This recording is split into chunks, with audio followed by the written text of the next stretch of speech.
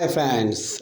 என் ஒரு தங்கச்சி ஒரு ஆள் தன் கடையில் அண்ணா இப்போ பாருங்கண்ணா இப்படி ஒரு மீன் தொட்டி அண்ணா இப்படி ஒன்று வந்துட்டேண்ணே பாசியெல்லாம் பிடிச்சி ஒரு வழுக்காக இருக்கிறது.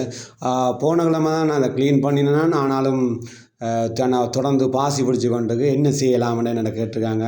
மீன் உள்ளுக்க பார்த்தாண்டா தண்ணியெல்லாம் நல்ல கிளியராக இருந்துச்சு.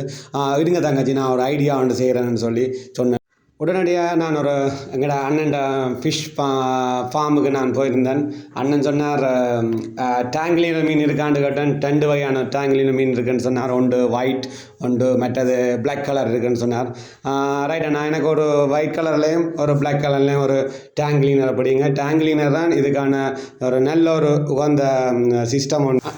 அண்ணனுடனடியாக 2 பெரிய டேங்க்லீனர் மீனை எங்களுக்கு பிடிச்சி தந்துருக்கார். 2 வகையை நீங்கள் பார்க்கலாம். உடனே நான் அந்த 2 வகை டேங்க்லீனர் மீனையும் பிடிச்சி கொண்டு எங்களோட அந்த தங்கச்சியின் மீன் தொட்டியில் விடுறதுக்காக போடுறேன். இந்த டேங்க்லீனர் என்ன செய்யும்னு சொன்னால் உங்களுக்கு இருக்கிற பாசிகளை அதாவது உறைஞ்சி தின்ற தன்மையாக இருக்கும்.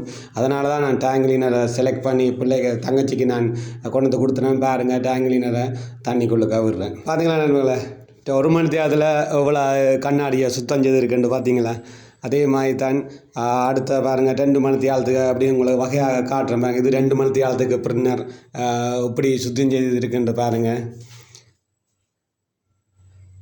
இப்போ பாருங்கள், டேங்க் கிளீனர் இப்படி அந்த பாசியில் ஒட்டி பிடிச்சி நிற்குதுன்னு பார்த்தீங்களா? இதனால் இந்த டேங்க் கண்ணாடியை க்ளீன் பண்ண முடியும்.